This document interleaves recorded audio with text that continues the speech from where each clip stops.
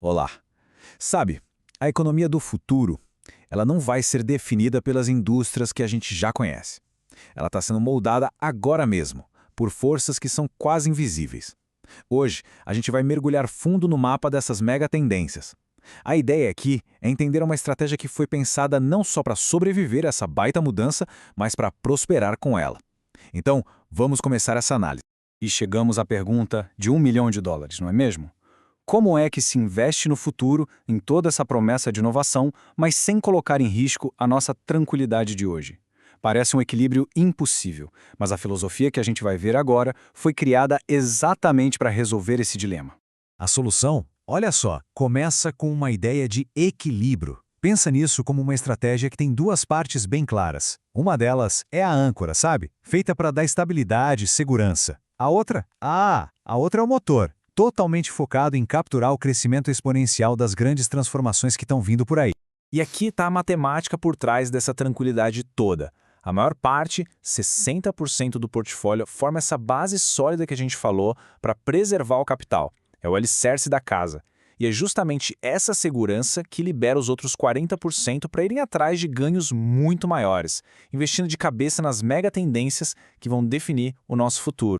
E dentro desses 40% tem um conceito que é a alma do negócio, a assimetria saudável. E olha, isso não tem nada a ver com aposta, com jogar no escuro. Pelo contrário, é uma busca muito bem calculada por oportunidades onde o potencial de ganho é absurdamente maior que o risco de perda. E tudo isso baseado não em sorte, mas numa tese, numa visão clara das transformações que vão acontecer no longo prazo. Certo, mas espera aí. Isso não soa um pouco como especulação?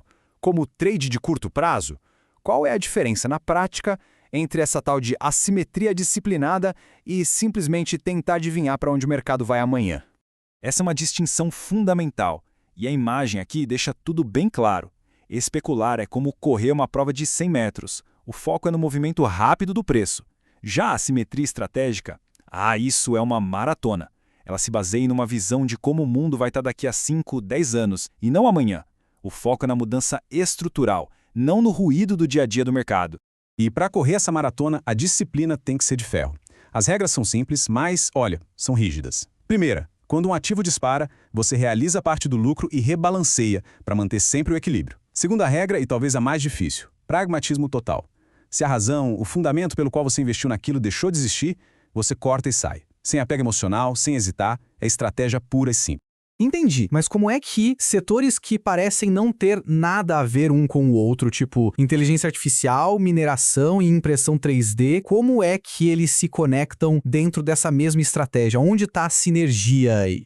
A conexão aparece quando a gente para de olhar para eles como setores isolados e começa a enxergar como peças de um grande ecossistema. E tudo começa com o motor de tudo, a produtividade. Pensa em empresas como a Teradyne e a Symbolic. Elas não estão vendendo só robôs, elas estão vendendo eficiência. Elas estão criando os cérebros e os músculos dos armazéns e das fábricas do futuro, resolvendo um dos maiores gargalos da economia hoje. Faz todo sentido. Mas se a automação é o motor, qual é o combustível? Porque essa tecnologia toda precisa de uma quantidade gigantesca de recursos para funcionar. De onde é que eles vêm? Exato. E aí está o combustível. A revolução tecnológica é faminta por duas coisas: energia e materiais críticos. Sem lítio para as baterias, por exemplo, tudo para. É aí que entram empresas que garantem esse suprimento, como a Albemarle e a Lithium Americas. E claro, precisa gerar energia para alimentar tudo isso, de preferência de forma mais limpa, que é o foco de outras como Vistra e Hyperion X. Uma camada literalmente alimenta a outra. Com o motor da automação e o combustível da energia, a próxima fronteira se abre: a mobilidade. Empresas como a Mobileye e a Aurora Innovation estão criando os olhos e os cérebros dos veículos autônomos. Mas percebe, essa tecnologia só é viável porque existe toda aquela infraestrutura de energia e materiais que a gente acabou de ver para sustentar tudo. E essa energia não para por aí.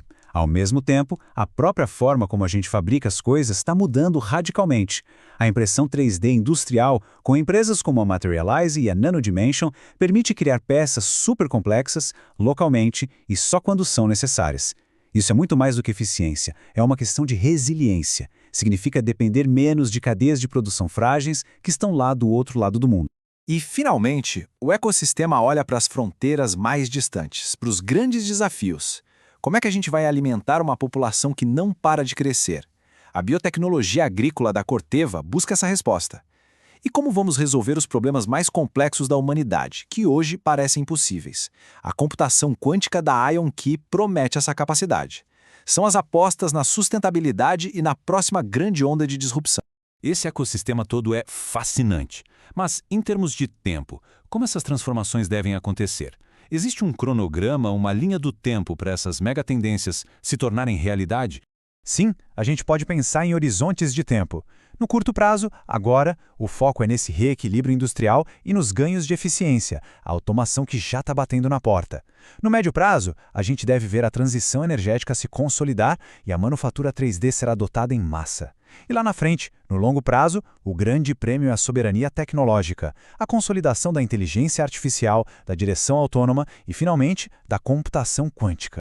No final das contas, tudo se resume a esta frase. Ela captura a essência da filosofia. Não se trata de escolher entre segurança e crescimento, mas de combinar os dois de forma inteligente.